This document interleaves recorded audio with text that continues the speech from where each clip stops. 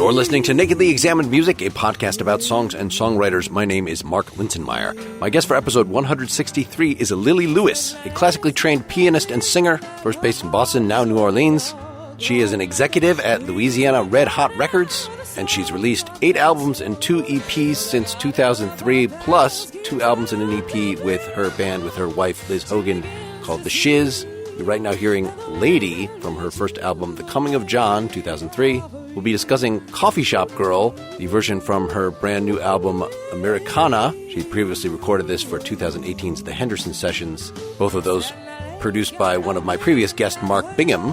Then we'll look at Warm and Gentle People by the Lilli Lewis Project from We Belong, 2019, and Song for the End of Days from Castles of Her Crystalline, 2005. We'll conclude by listening to Copper John from the new album. For more information, please see folkrockdiva.com and lillylewisproject.com. For more about this podcast, see nakedlyexaminedmusic.com. I really hope you'll support the effort at patreon.com/nakedlyexaminedmusic, which will get you ad-free versions of every episode, a little bonus talking, and my notes for the episodes. So I will play a little bit of Lady from your first official album, The Coming of John, 2003. I assume you were doing stuff before that. Choirs, opera training. Can you say a little bit, even just getting to the point of, okay, now I'm going to release an album. It's going to be a solo album. This is what it's going to be.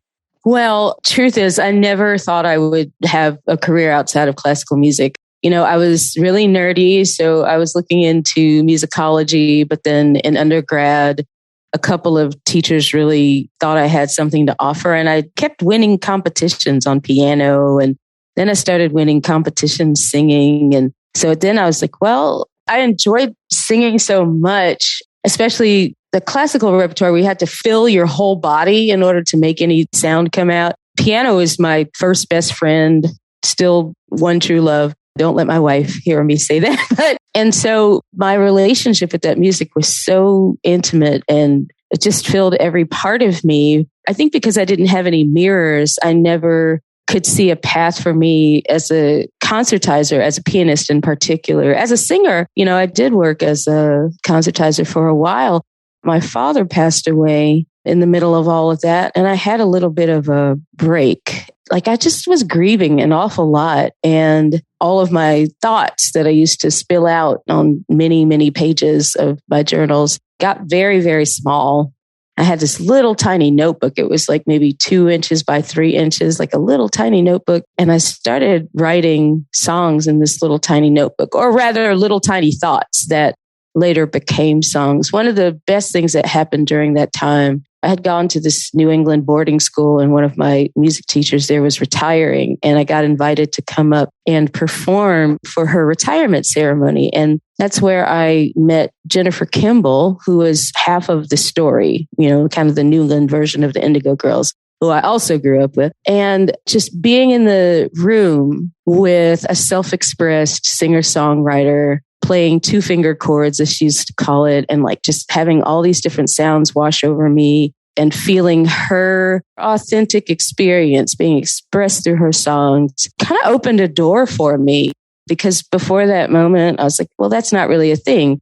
As a classical composer, I took other people's poems, set them to music, and all of a sudden, the idea of singing my own words was a possibility. So shortly after undergrad, I ran away from home to Boston to join the Boston women's singer-songwriter scene at the time. That was around 2000. I got a bartending license and just decided to try to make a new life. And it was really to see if I could find a way to get the thoughts that were in that little tiny book out into the world. And my first venture into sharing that with anybody was that album you mentioned, The Coming of John. Okay, so now we're a dozen albums later. Americana, 2021, which I see has some stuff.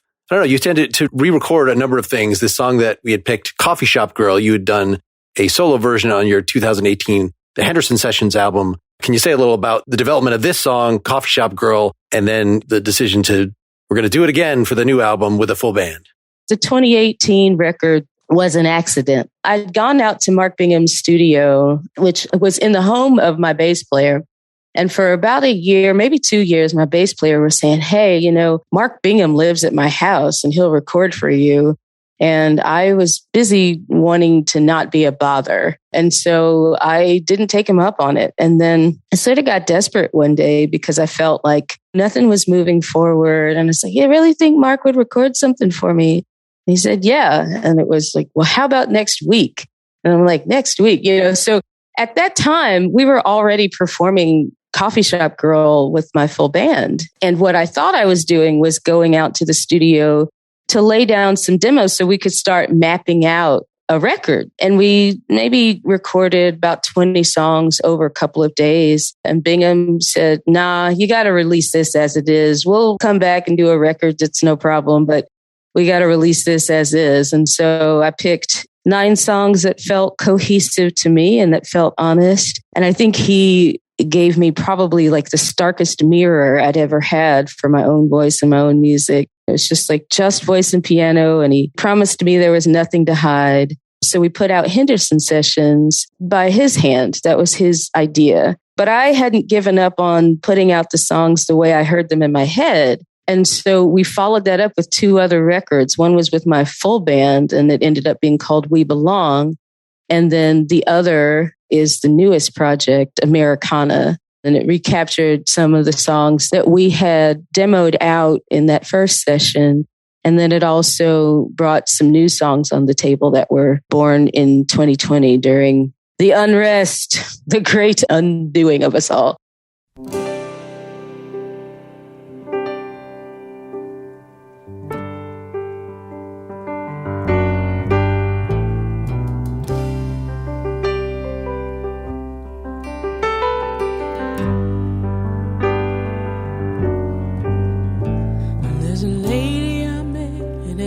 Party one night, she'd come over from old Mother England, just a beast in the air with her fancy elf light, and her ship was just now coming in.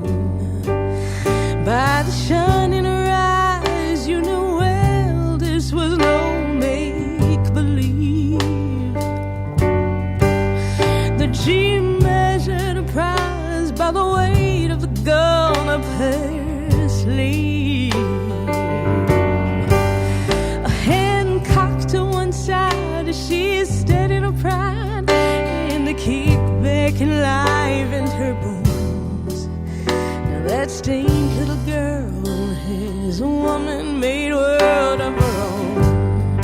Hey, hey.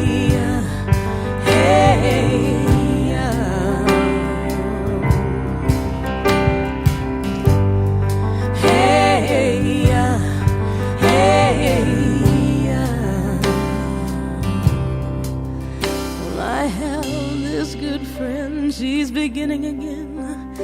She has never lived on her own. I can tell how she feels. It's over, it ain't big deal when the night comes to find you alone. Well, I guess it's the weight of the world she must hold in her hands. Cold chamber echoes, honey,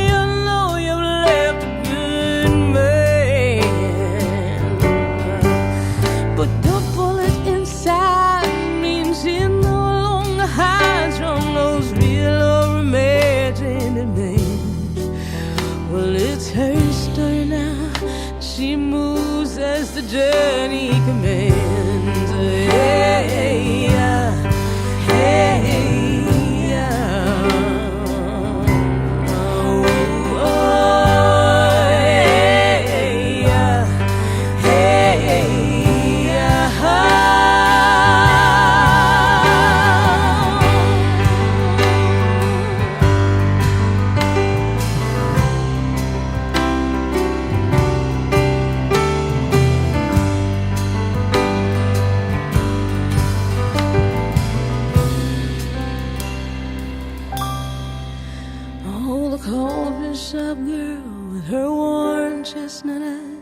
she's nothing against integration, but the fact of the matter knows how it was done, went against the known will of her nation. See, there's only one law of the land worth keeping around, and that law puts a gun in her hand as she's standing her ground. And whatever the cost of the lives that lost, she believes it's her right to defend. So those brown eyes turn cold as she wipes down the counter again. Hey, yeah. Hey, yeah.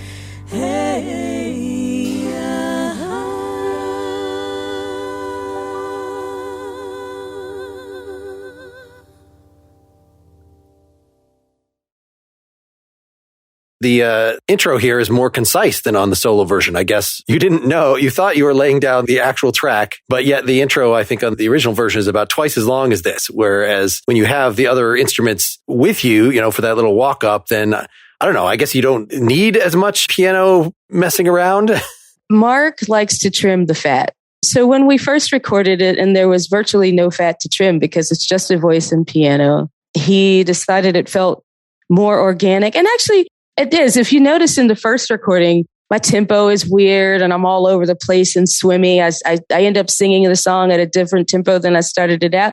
And it's all very alive and organic. And that's just what that moment did. You know, that's what happened in that moment. And so, yeah, you had to have all the intro. Otherwise, it wouldn't feel organic, you know, if you had this hop. But when you go and record with other musicians, and again, just remember, like, we're just laying down demos. We're just there to see what's going to happen. But when you go to record with other musicians and you think you might produce the thing, you might layer things, like everybody's like, well, how about we do a click track? You know, let's save 12 dozen hours and record it to a click track. And what that does is it gives you the freedom to edit the form. It gives you the freedom to tighten things up. And one of the things I really respect about Mark's approach to production, and it changes depending on the project, but when he's dealing with straight up singer-songwriter material, he's like, it's the song that matters. So anything that weighs down the song or detracts attention from the song itself gets thrown out on the cutting board. And in my band, I'm notorious for editing. Like, we have numbers that are 10 minutes long when we play live, but when I recorded it, I cut it down to, 3 or 4 minutes. And they hate that, but I'm like, but it weighs down the song on the record. When we play it live, it creates an experience for folks where we're jumping off cliffs together and all the tears and the feels. But to capture that on a record, it's a whole different experience. Records are so intimate, and you want to stay as connected as possible with your audience. So in this case, for Coffee Shop Girl, that meant we took out some of the intro, we took out some of the interlude in between, and we just told the story. I think that was where Mark was coming from on those edits. And I think it's an okay call. I sometimes feel like I over edit, like I choke out the space for people to just surrender to the sound. But I think in this case, you can surrender to the harmonies that come at the choruses, and you still get that sort of out breath. There's just little things that happen based on how you enter the production. I think when you add the other layers, potentially you can lose something from the acoustic version, from the solo version. There's a woman made world of her own. Yeah, yeah, yeah,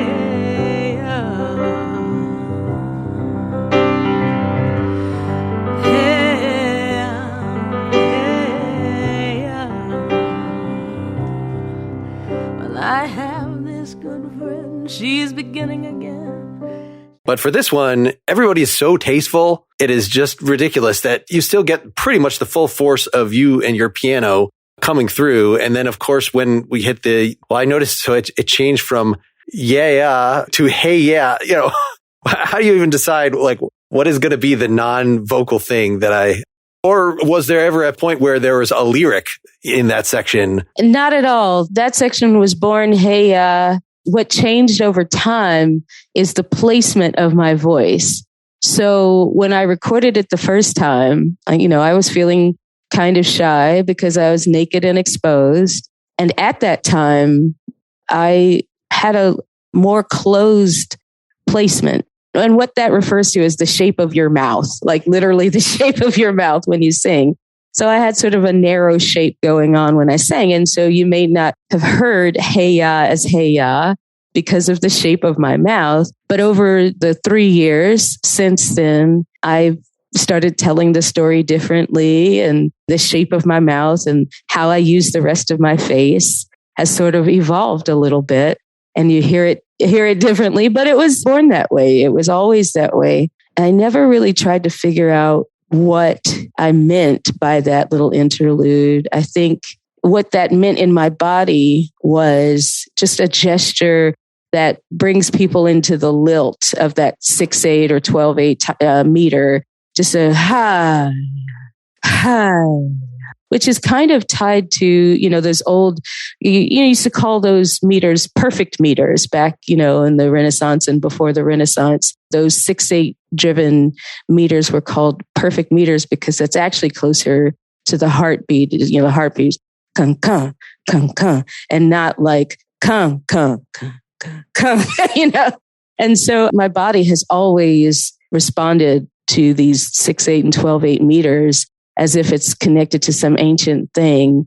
And so I think that's why I wanted to accent this ancient thing, because the story that I'm telling is it's about guns. It's about women and guns. And that's a weird little thing that emerged at that time in my life where like a number of women in my life were talking to me about how much they loved their guns. And, I had maybe 4 or 5 other verses really, but I ended up centering it around the coffee shop girl because she was this very demure looking person who had put out some anti-marriage equality literature on the coffee shop counter. And I didn't realize that it was her. And so I asked her if I could talk to the manager because my wife went to that coffee shop every day. And I was like, this doesn't feel great. And she's like, actually, I put it out there. And she said that the only federal law there needed to be was one that would protect her right to bear arms. And I thought, if everything goes that poorly in the world that, I need a gun to protect my family, I'm not going to need a law to tell me that I can have it. And I said, me being who I am, Black person in America, like I like some of the federal laws. And like, I was like, without some of them, I wouldn't be able to have this conversation with you. And she looked me right in the eye and said, exactly. And I was like, oh, well, now you're the center of my song. And she was British? Is that? No, she wasn't British. The first character in the first verse, she was British. Okay, that was a little confusing just in terms of, is this one story about a woman who's left her man and she also has these weird, it seemed like a very detailed to the point of incoherent character setup, but no, it's 3 different people. So that makes sense. 3 different people. I just got told by a radio promoter a couple of days ago, I have a song on We Belong with my band called Coretta Song. And it was a song that came from a dream. And he was looking for songs that were appropriate to promote during Black History Month. And this was a song about Coretta Scott King. And it was written on the night that she passed away. And I said, well, maybe you could look at this song. And he said, well, no, nobody will understand those words. And I was like, oh, that's fascinating because it's full of tropes for me. It's full of things that are embedded into my DNA understanding of the world. And I thought, oh, wow, that's really fascinating how not having the same frame of reference makes the song incoherent to some. So I took the note and I realized, yeah, I should tell people when I perform Coffee Shop Girl live, I do tell people, these are women in my life. They're different women. They're all talking to me about their guns. Well, and that the same mood is running through the song so that you're treating them all with compassion. I mean, you have some quieter. I'm trying to remember if the last verse is particularly quieter than the others. Anyway, there's ups and downs in the dynamics, but it's not like now we turn to this woman who's talking about how integration was poorly done, and you're still approaching it with compassion and love as opposed to tweaking the tone. You don't need to show that you disapprove. I mean, just describing the view, it's pretty obvious. Right. You have to just make it plain. And that's the whole point of the lullaby. That's the whole point of the hey ya. It's the like, we're all in this together. We have to breathe together. We're occupying the same spaces, and me expressing my rage. And like, I don't know how many people can relate to this experience, but when you meet that moment where somebody is, facing you directly and they're saying there's something fundamental about who you are that I find repulsive. And I don't think that I should have to interact with you. It's a heavy moment and it impacts your body. And for me, it brings up grief. I'm like a big feeling person, it brings up grief, but I am grown up enough to handle my own grief. And I'm also trying to learn to be grown up enough to speak to the things that cause me grief. But I don't expect the people who I would want to understand that I'm also human. I don't expect for them to get it unless I try to say it in a way that requires that they lean in a little bit. That's why it's a lullaby. It's like, it's an inception. It's like, you've already said it was incoherent. So, well, maybe it's not working. But sometimes if I can get them to cry, I can get them to lean into the narrative a little bit and think a little bit about how they're impacting their environment in those moments, And I've had some success over the years. I've had people say, Lilli, I never expected to have a meaningful relationship with a lesbian. And they say that the best form of activism they feel like they could handle from me was just me being out there, being myself, me and my wife in particular, when we used to perform together. So it's like, I try to find patience, maybe too much patience. I know that I've been accused of having too much patience, but I do try to find little spaces to expand, like we all may be able to expand into, instead of choking it out with my grief. I hear you saying that there were a number of more verses. Makes sense for this song. It sort of has that old ballad quality in terms of a folk ballad that you could just keep telling these different stories or tell the further adventures of the various characters that you've set up, maybe have them interact, whatever. And you always have that release of the nice chorus that you can go back to. And part of it is that repetitive basic melody line in the verses that rise up and go down again. You do have, I wanted to play a section here on how you get into the chorus here, because you have more music theory knowledge than a person writing one of those traditional folk ballads. And cocked to one side as she is steady to pride, and the kickback enlivened her bones. Now that stained little girl has a woman-made world of her own. Now we land on the one, right? Yeah, it was that sixth chord that you said enlivened her bones that makes it more like a Joni Mitchell song or something than a rustic 1940s or pre-20th century ballad. I try to stay away from 5 chords. A lot of those like early 19th and early 20th century ballad styles will throw in a 5 chord for a pivot. I stay away from those just because I like to keep the air open a little bit. If you notice in this song, there's virtually no melody. The like the 5 5 5 1. I mean, a 1 1 1 5 1 5 1 5 1. Like it's like that's a new thing. Like, and I just reversed those. I totally inverted those, but that's fine. It's a new thing that people are not writing melodies anymore. I, as a singer, really miss melodies, but I felt like in this particular case, I wanted to be repetitive. I wanted to have that lilting feel. I wanted there to be no melody. I literally wanted it to put a little bit of a trance, like, just go with it. And like that one little 6 chord these days is enough to turn people off to, oh, it's jazz. It's like you put in one extra chord and it's jazz. I feel like I'm always coming at things with a folk sensibility, but it's true since I grew up, like I was a huge Francophile as a pianist. And so I played tons of turn of the century French music. Like Fauré was my favorite composer, is my favorite composer. I call him my big daddy. And like, a lot of Ravel, a little bit of Debussy, but I was more of a neoclassicist anyway. And so that approach to the chordal language is still with me. I have to straitjacket myself to reduce a song to 3 chords. When I do that, it's very deliberate. One of my favorite songs is Warm and Gentle People from the We Belong record. And it's a song that's been with me for a long time.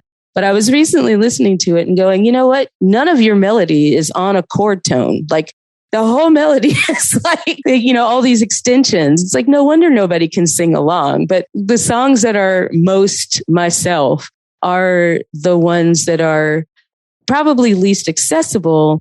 But for me, that's still folk music to me because of where it's coming from. It's coming from trying to give a direct message to people using whatever language makes the most sense for the story that I'm trying to tell. So Coffee Shop Girl is trying to tell a very direct human story to a specific person. Like I'm wanting that person, like her boyfriend and her community. Like I want that person to be able to hear what I'm trying to say. So I deliberately took out anything that might say, oh, that's jazz. Like, no flowing bassoon solo or something. Yes, right, exactly. Well, you've done the transition for me already, the segue. So Warm and Gentle People, let's get this out there. And this is much more, not just jazzy, but kind of Dionysian, explosive. The band, I mean, we got some parts on the previous song on Coffee Shop Girl, the bass soars up for a riff. Right, one riff. Yeah. one little riff. But this one, yeah, we just overall, from the very beginning, and this one stretches out to 6 minutes, 41 seconds on the count to give you a lot of room, and the vocal rhythms are much looser, really, in this and the third song that we're going to talk about. There's no folk trope that this is settling in any way into. Do you want to say a little more about what this song is about before folks hear it, and then we'll talk in more detail? The reason in my mind this is still a folk song is because it's 80% vamp. The song is 80% vamp, the same thing over and over again. And even the approach to the lyric structure, the verse structure, it's like it's very classic structure. But it's a different tonal palette, and it certainly has a wider dynamic range, both musically and emotionally. And it's because this song was actually born when I was still living in Boston, like in the week after 9/11. And my roommate had been on the flight to LA that had happened the week before. So it was like, it felt very, very close to home. And we were all sort of devastated. It might not have impacted us the way it impacted New York, but Boston was a ghost town for a while after, and we felt the shock. It was really me trying to reconcile on the scope of like the whole history of humanity, how that moment and moments like it can happen. There's this like childlike heart that we're all kind of built with. And then there's the question of how does that get morphed into something that can generate terror for others? What would be driving that? And are any of us exempt from that experience? And so I was asking myself those questions. And then this little allegory emerged. And again, you'll feel that 6/8 rhythm again, because that's, kind of where I live, where I like to live. But it just kind of rolls on like time, this ascending line. And then me mapping, again, trying to have a compassionate approach to this human narrative. And then you hear the chord language shift when I go lyrically from our innocent heart to the part that gets tight and squeezed. So it's loaded, and the recording turned out, I think, beautifully. But when we play it live, it's even more primal. I mean, by the time we get to the end, we're just straight up feral children trying to trying to survive in this world. So is this a set closer? Is it a set closer? No. In fact, what we tend to do is give them something like a coffee shop girl after it to like sort of cleanse the palate and let people know it's all going to be okay.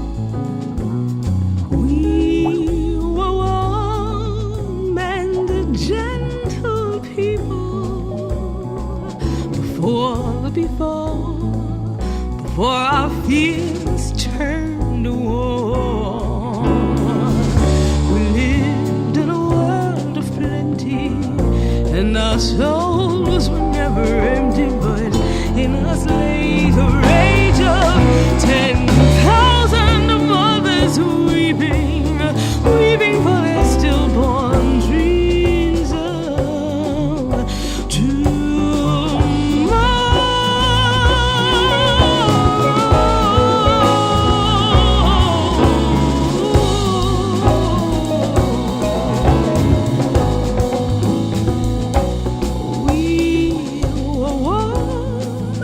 gentle people under the stars until they seemed much too far away.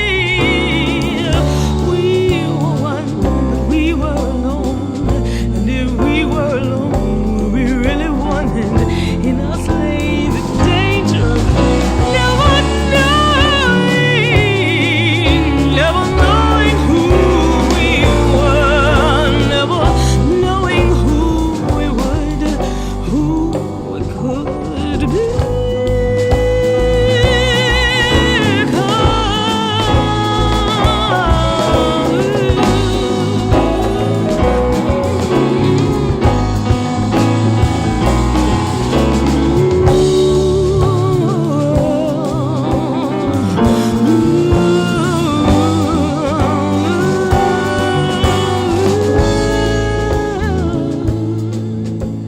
Sometimes it seems like survival could kill us. Well, survival of the fittest anyways. Sometimes it seems like survival should will us to go back to the before. To go back to before the before. We were warm and gentle people.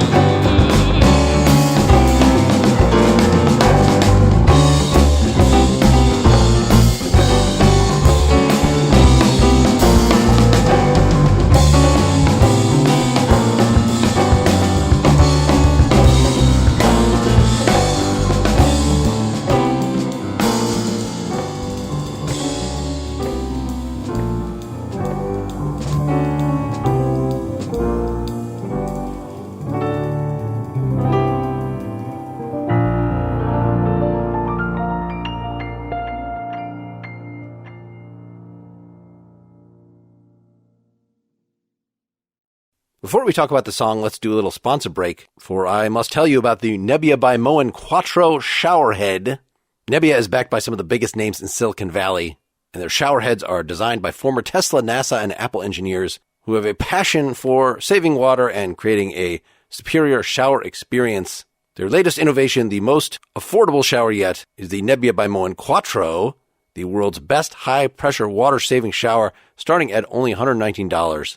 Why Quattro? Well, because it has a little knob on it, and you flip it, and you switch between 4 different spray modes, including 2 powerful high-pressure spray modes, in addition to the popular Nebbia Spa Spray, which is the one I prefer. You just shove your face in it, really fills up the space, makes you very warm, but switching to the others is a nice change. They all have their uses. I just washed the dog with one of them because I got the hand shower version, so the head is hooked to the base by a magnet. You pull it down.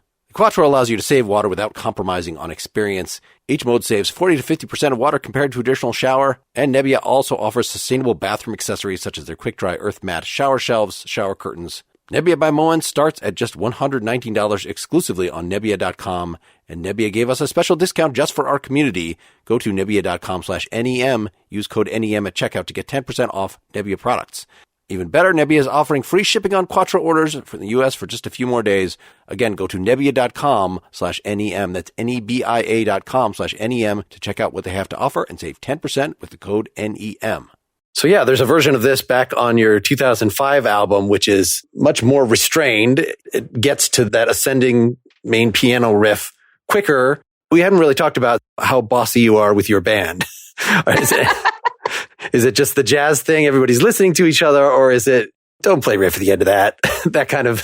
It always changes depending on what we're doing, because my band plays every style of music I throw at them. And sometimes, interestingly enough, in a jazz club, we have to be a little bit more contained. You know, the jazz sensibility these days it's not the Coltrane years. In fact, even when Coltrane was around, they tried to say that wasn't even music because he was so expressive, you know. But we can play that tune all out in a rock club and people kind of dig it and kind of get into it. So our approach to it will change based on whether it's a performance arts venue or it's all because we're trying to communicate. It's not because, we're selling out and, you know, and it's more because we really are attempting to communicate. And we always reserve the right to get a little bit louder than they expected. I kind of have this broader vision of reminding people that sometimes it's okay and actually necessary to get loud, that we don't have to keep everything even because that's actually not what reality is like. Some of our experiences are pretty tough. And if we don't push back on it, we lose a sense of agency. And so for me, that's what getting meaty with it affords us. So how bossy am I with my band? Probably not bossy enough, but they try to pay attention to my energy. So if my energy is heated, you know, my drummer actually ends up driving the bus on this. Like he usually has his eyes fixed like a hawk on me, and he can tell by how I'm accenting in the piano. He can tell by like what's going on with my afro. And this shows like he can tell where I am on my emotional map.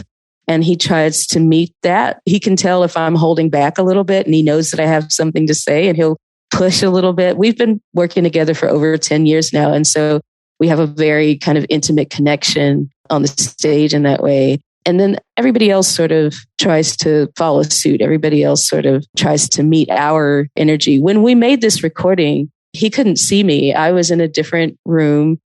The piano room in Bingham's studio at the time was blocked off with no window between the piano room and the drum room. So the drummer could see bass player, guitar. They were in a separate room. But my back was to Wade, my drummer's back, right? And there's a wall in between us. And so the fact that the recording came out as organically as it did, and that was the first take too. We only did one take of that. Like just speaks to the connection that we have. So I think that's really what it comes down to. Like, you know, because I can get really, really small when I want to make an intimate statement, I get really, really small. And if I don't find that they're following me there, I tell them with the piano, like I make the piano almost inaudible in order for them to say, no, more space, people, more space.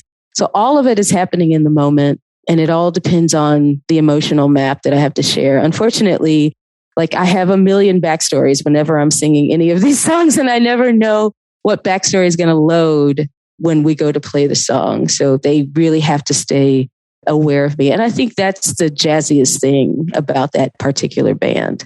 Well, and that seems pretty exceptional for, the fact that your website is Folk Rock Diva. For a diva to be so attached to communicating through the piano rather than, I'm going to be completely freeform on my singing rhythm. And so therefore I need to just be standing up in the front, waving my arms around and maybe delegate some of the stuff that I would have played in the studio when in a live setting, somebody else has to hold the keys down. But no, it seems like that is an essential part of what you are as a band leader. Oh, absolutely. I told you the piano is my first friend. And, it's like I express everything through the piano before my voice even feels like it can do it. That's historically been the case. I'll be honest, lately, my voice has found that it has things to say on its own. And I really appreciate that. I'm like, okay, this is a new moment. Cool. But there's something that happens when that information comes back, like from those strings vibrating and the wood doing what it does. Like there's something that happens. It's a meditation for me. It's ritual. And my voice and my body is responding to all those other vibrations. I think when I was first learning piano, actually before I started lessons, there was a piano at my father's church. And after the service, I would go up to the piano and just play one note at a time and follow the decay all the way to the end, as if I was trying to memorize how each note went, and that kind of connection with that instrument is still super sacred to me. And I don't feel like I'm nearly as eloquent as I want to be. Certainly not nearly as eloquent as I once was, but emotionally, it's still a real sincere conduit for me. When I'm standing and just delivering a song without the piano, it becomes about a performance. It becomes about taking care of the people. It's more entertainment in a way, whereas behind the piano, I feel more like myself. I'm a hardcore introvert. And it's really the relationship between me and the piano. And to tell you the truth, I think it has a little bit of a voyeuristic effect. And I'm not sure that the audience always feels all that taken care of. But what I'm doing is sharing with them my meditations. And the piano is my primary, it's like the piano is like the breath. It's the primary conduit. And so that's how I have to lead the band. And I tell the band ahead of time, this is what this song means to me.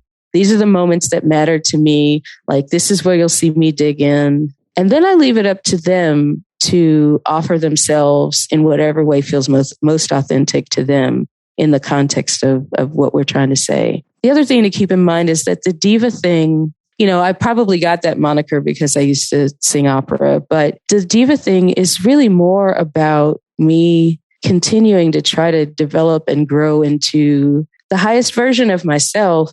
And encourage, kind of use my work, my words, whatever I'm trying to do, try to use my work to help people feel their own sense of self-sovereignty and agency, empowerment, decency, compassion. Everything is designed to be a massage, and if I didn't imagine that I could impact people, then I'd be singing little dainty songs in my living room and I wouldn't bother to go out because I'm that much of an introvert. It's really difficult for me to be around people. And so that diva word has come to mean more than just being a singer and singing loud, So that makes sense of the tone of the lyrics here, that it's not actually mourning for some Rousseau-like state of nature before war came and messed us up, because, probably that there was no such thing. There's no Garden of Eden, but right. Having that there as an image, not necessarily as a direct command for future action, but as a exploration of potentiality. Right. It's just about potential. Right. That it's more motivating in some way to say everything has gone to hell. Let's try to get back to where we were, than to just say, we've always been in this state of squalor and inconsideration, but we're gradually growing to some higher form of consciousness. And, it starts to sound very new agey to spell out a utopia in future. The thing is, the before that I reference in the song, I can globalize it and say, oh yeah, but really what I'm talking about is before any of us were damaged. And this is me speaking from my own experience. Like, I have a pretty loaded trauma history, and I can see pictures of me as a child before certain events happened and after. And I can see the transition. I can see where I went from being like really buoyant and exuberant to being really contained energetically. And my ability and willingness to reclaim the parts that created war inside me, to reclaim, confront, acknowledge, maybe grow up around, if I'm lucky, the things that created my internal war, and also acknowledge that I'm not just a function of the trauma and its aftermath. I came loaded with a different program. So there's more than one program running, and they interact with one another. And for me to be able to acknowledge that there's more than one program running really makes it more possible for me to continue to try to extend into being a more grounded human. I certainly use new agey language to get there, but I don't necessarily believe that trying to grow up into being a more grounded human is all that new agey. When you're doing the work, it's actually not new agey at all. It's very deliberate work. I use this allegory to be a metaphor for the internal work that's required, because I honestly think that the more of us that are able to do that internal work, the less harm we cause when we're walking about and the less harm we pass on. And that could be naive. It's just kind of what I imagine to be so. I know I perform less harm having attempted the work of growing up. And so I doubt that I'm the only one. It's a very personal journey that I globalize with this sort of proposition that there was a before the before. And then there's a moment, not just a moment, but like there's always the potentiality for our rage to take over. There's always the possibility that our wounding will land on somebody else. Well, speaking of chronological metaphors, let's jump to the third song, Song for the End of Days, also from that 2005 album that the original version of Warm and Gentle People was from. But here we'll get to hear your actual production values from back then. Castles of Her Crystalline. So that's your second album overall or third album? I think Castles was second. Yeah. Yes, the second. Sleeper's Wake is the third. Okay.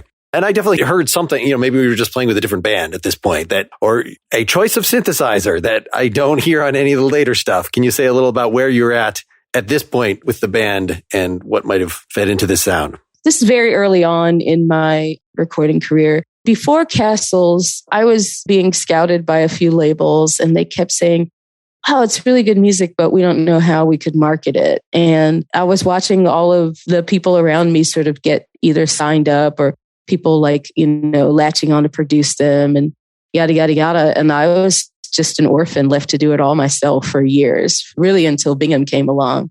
So my first record, Coming of John, was just mostly live recordings and, maybe one or two sessions that I could afford that I strung together and got mastered, And the second recording, Castles of Her Crystalline, it was just like some friends of mine, like I was living in Atlanta, but I grew up in Athens, and I just took a night trip over to Athens to visit some friends from music school. And we somehow we're just hanging out and talking about how the Bee Gees were underrated, and the bass line, that doo-doo-doo-doo-doo. There was a guitarist who played the bass and guitar, and we were just kind of jamming on some Bee Gees chords, and then I had a really kind of cheap keyboard at the time, and it's just yeah, this is what I'll play to that. And they went to bed and I wrote a song over this little jam that we put together in the middle of the night. I certainly didn't know anything I was doing about recording, but I was just in a phase where I was still enamored of the spontaneous immersion of songs. So it landed, I have a preacher for a father, so prophetic language is just second nature for me. And I just started singing, and that's what came out. And then I just harmonized it And it's so irregular that no one's ever been able to perform it with me. But it's a little jam. And what's unfortunate is that over the years, it seems more and more relevant, you know?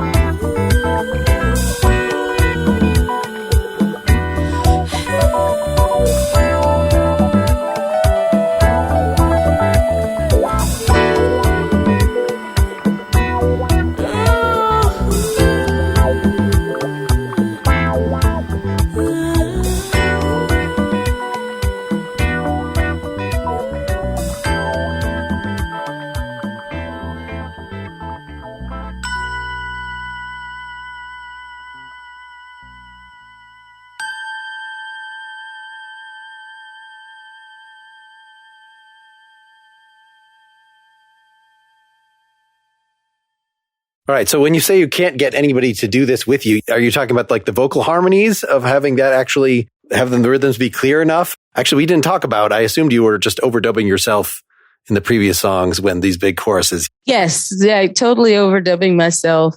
And like, that's the whole point, is that it doesn't work if the rhythms are clear. We could reinterpret it and square it up and make it a number, but it's like, nah, like what I think works about it, it's got this sort of like pre-firmament kind of, wishy-washy, whooshy, approach to those background vocals. It's these angels that know something we don't know and that are trying to sort of lull us into trying to go out with a certain sense of hope. And it's funny, that vision came back to me, 15 years later recently. Like, my band has this motto of practice radical decency. And that came from another dream of like, oh yeah, this might be the end, but we can't let that be an excuse to turn into jerks. Like, we have to lean into our humanity in a more profound, more deliberate way, because if any of us survive on the next go round, we're going to have to do things differently. Again, this is all good old daughter of a preacher man. This is how I dream, that sense of, can we still celebrate that which makes life worth living, even if this is it? Can we say yes as we're going down to the fact that this is a pretty interesting ride? I notice, especially even on Americana, I don't notice that my stuff is dark until somebody else points it out. So this life is a suicide mission thing, what's that about? And like, there's all these moments that I'm watching us go down. Like, I'm watching, even as we evolve socially, I'm watching us not be able to claim the wisdom that would protect us from making destructive decisions, because this is a very complex convergence, that we're working with. And, it's like the simplest thing tends to win. And the simplest thing is not always the thing that's the most sustainable. So it's like, I love humans. I love having had this experience as being a human, and I'm rooting for us. Like, I think we're tender and adorable and complicated, and a lot of people are in a lot of pain. I want us to win. But if we can't win, let's try to make it a good ride, I see how you're saying that even at the end of days, we can do these things, but then, you use the future tense. You will stand again. You will dance again. You will sing, that it makes it sound more like, of course, if you're feeling like this, that this is the end of days. You could be talking kind of as a social allegory. Is it a future tense or is it a command? All right. I had not thought of that. It seemed more like things have hit you, but tomorrow's going to be, the sun will come out tomorrow, that it's a fancier, more apocalyptic version of that basic message. I'm not sure the sun is coming out. I'm not sure. The sun is potentially coming out within your cells, maybe not actually outside. This sun is setting. Don't let your sun set. That's really the command. All right. So it sounds like from the way this was put together, I should not read too much into the particular arrangement decisions of, now the little guitar single note solo is going to be exposed. And this was just sort of a group jam that then you patched together. Did you have to re-edit it, or did the length of the jam actually set? Was that merely a compositional thing? It was compositional. This is how obnoxious I am. He thinks he's jamming. And I go, wait, that's turning into a song. And then I start telling him what to do. Like, no, play that over and over again. And that's going to be the solo, right? And I think I've learned over time that anything that sort of approaches the popish realm ends up feeling a little bit like a nursery rhyme. And so doing the same thing over and over again in the solo moment, just totally the opposite of what my current band does. Like, they get mad. Like, we had a guest performer on our album come in and play a trombone solo on another apocalyptic song called When the Rain Comes In. Mm-hmm. And they were so mad because he just played one note over and over again. And they were like, wait, where's all the doodle-oodles and the noodles? And we could have done that. And it's just like, yeah, but you would never do that. You would play lots of notes. And it's more singable if you only play one note. Look at any Neil Young solo, So yeah, like, that's how that session went. It started out as a jam, and then I started hearing the song in real time and started telling him what to do. So no, I didn't do much editing. He went to bed after he laid down the bass and guitar that I also dictated. And then I started layering keyboards and vocals and just like, because the song really just came out like that. It just showed up in my head while the jam was going on. Did that mean that he got writing credit because he went like that counts as... No, because that was my idea too. Oh, okay. All right. It's like, you don't usually get writing credit for a rhythm guitar part, but then when the writer starts dictating the rhythm pattern, then you really don't get writing credit. He was a friend and it was a friend session. So, but I can be that obnoxious sometimes. Like you're just playing rhythm and I'm like, no. This rhythm. No. Leave out that note. No. We have on the most recent thing, we've got a song called Wrecking Ball where we rearranged it for this record.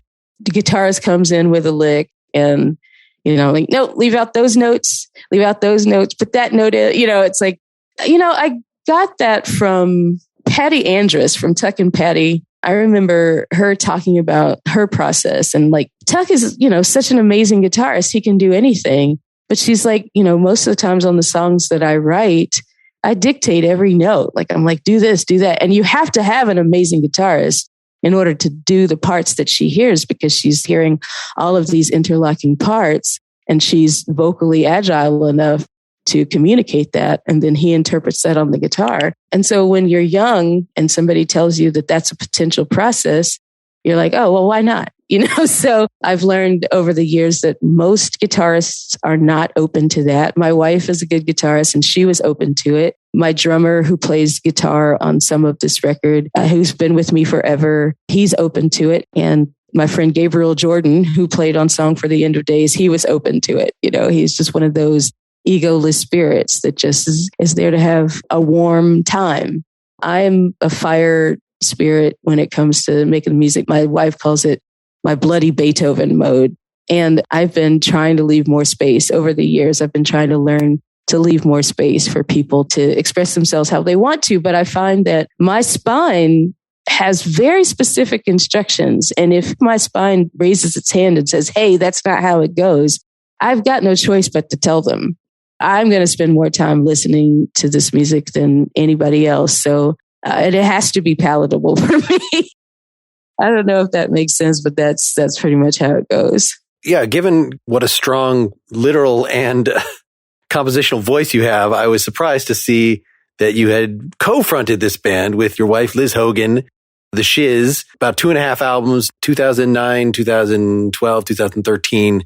And the fact that you're sort of trading off lead vocals and harmonizing with each other, I mean, that's great to do that as a family. But how is that, even at the time, was that sort of a side project, or was that this is where you're putting your musical energy, for at least for a limited period of time? The Shiz kind of did take over that period. We started that band because Liz had taken on a job as a wilderness therapist out in Arizona. And when they found out she was gay, they fired her. And she had never really experienced any sort of discriminatory situations before. And she just kind of got brokenhearted and decided she wanted to move back home. And on the way back home, it was, we should form a band. And it was kind of a therapy project to sort of get her to open up and feel self-expressed again. And so I think it started as a side project for me, but it very quickly became like the most fun I'd ever had. Like I'd always secretly wanted to have a rock band, and I just was never like cool enough to hang out with the kids. Like every time I was in a band, like because I didn't do drugs, like I got kicked out pretty easily. We just formed this little band bubble. It started out an all-women ensemble. Our first record, Where We Stand, was like an all-women thing. But then our drummer's boyfriend decided that he was our biggest fan, and he started playing bass for us. And he's now my current drummer. He's the one I've been talking about all this time. He plays everything. He's just that guy. And then the drummer abandoned the project and he switched to drums, which is his first instrument. And we got this really grounded, solid bass player named Alan Craig. When it became that quartet, it just sort of took on a life of its own. And I think our real record is one called Meet You in the Morning, which to this day, I'm like, yeah, that holds up, man. But we were just indie kids in a tiny, small town using our local producer, TJ Behrens, who still does a lot of work with the same indie kids, like just this like red town. Well, actually, it's kind of the bluest town in Louisiana outside of New Orleans, but There were no out queer people there at the time, except for my wife and I. And it was like, everybody was playing the same 50 songs in the clubs, and we would come in and play all these original songs. And we picked this name, The Shiz, so as not to take ourselves too seriously, but all the songs are pretty loaded. But it was super fun. We hoofed it hard. Like, folks in that town had a totally different work ethic than the people in New Orleans. Like, New Orleans people mainly like to play in New Orleans, but in these little towns where there's nothing else to do and New Orleans is too snobby to consider us local, we went out and we toured a lot. We played in the region. Like, we were doing 3 or 4 shows a week, just having a great time doing it. Like, I would still be doing that band if my wife hadn't grown out of it and decided to start teaching writing at the university local. She kind of decided to get degreed and write poetry and do grown-up things. But it was super hard for me when that project broke up because I'd always been such a loner. I'd been a classical pianist where you do everything alone. And, I'd stopped singing in choirs where that was like my only communal experience for a long time. And here I had this thing where like I was just automatically in the club. Me and my sociophobic self like had a club and we got to get loud and like that sort of operatic energy that I was able to bring to the rock numbers. My body really had missed that a great deal. So our writing process was co-Bloody Beethoven. She was just as deliberate as I was. She's like, nope, this is how it goes. And that was really fun. It was really fun to get a chance to share that with somebody. And I think ultimately I got too excited about it. And, I was like, well, let's do something with this. And she's like, no, I just wanted to play guitar a little bit, So she's moved on, but I got Wade out of the picture, my current drummer, and we've been riding hard ever since. So I understand our last song here, Copper John, also from the new album Americana, was left over from that period, which maybe explains why it is so guitar heavy, so alt country, very much not what one would expect from a jazz singing piano player lady.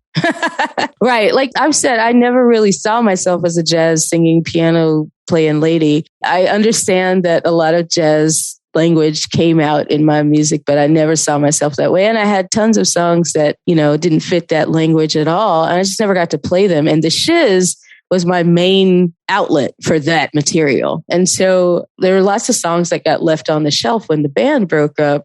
And one of them is Copper John. Like I had written it. I remember getting up in the middle of the night and going to the middle space where we used to do our rehearsals and working out this harmony for the chorus that I was like, yes, this is perfect for this band. And I couldn't wait to bring it to him. And then things just sort of started floating apart and I never got to do it. And that song has been with me for about 10 years now and just didn't have the right opportunity to play it because, New Orleans is not really known for country songs, especially not these days. So I wasn't even sure it was a song, but like when the pandemic hit and all the gigs disappeared, I started revisiting material that had been sort of left on the floor because there's no place to play them in New Orleans.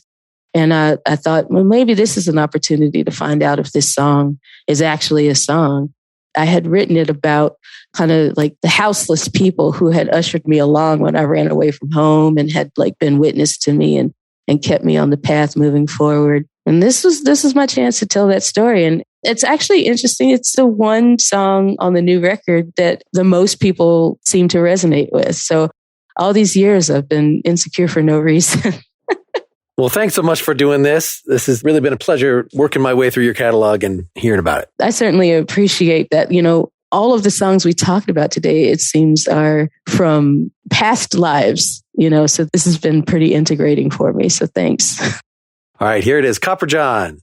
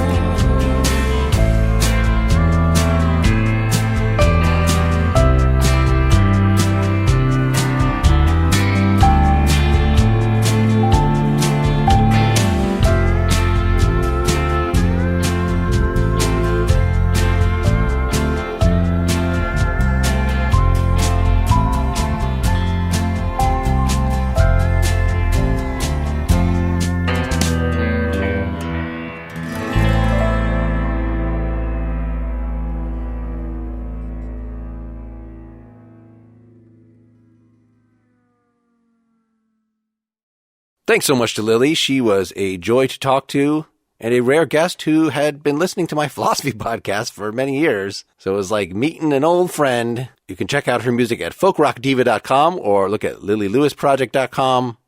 My next episode will be with James McMurtry, Texas songwriting legend. And right after I finish recording this right now, I am talking to Paula Cole. Yes, that Paula Cole, the Grammy winner whose songs have been used for soundtracks and other wonderful things. So that is two damn amazing artists after Lilli, who is also amazing. Make sure you're subscribed directly to the Nakedly Examined Music podcast. You can find all the links at nakedlyexaminedmusic.com. Hey, I now have Instagram. I'm posting on that. You should follow me there. There's also a Facebook page, and I use my personal Twitter at Mark Linsenmeyer. If you have not already checked out my philosophy/comedy podcast, Philosophy versus Improv, I encourage you to go look at that. There's also Pretty Much Pop, a culture podcast, where we just featured the podcasting debut of my adult son, Abe. If you would like to get ad-free access to all three of those podcasts with one small monthly fee, you can do that directly through the Apple Podcast app, or each of those podcasts has their own Patreon pages. Thank you all so much for listening. I hope you're leading creatively fulfilling lives, free of needless suffering. Until next time, keep on musicking. Mark Linsenmeyer signing off.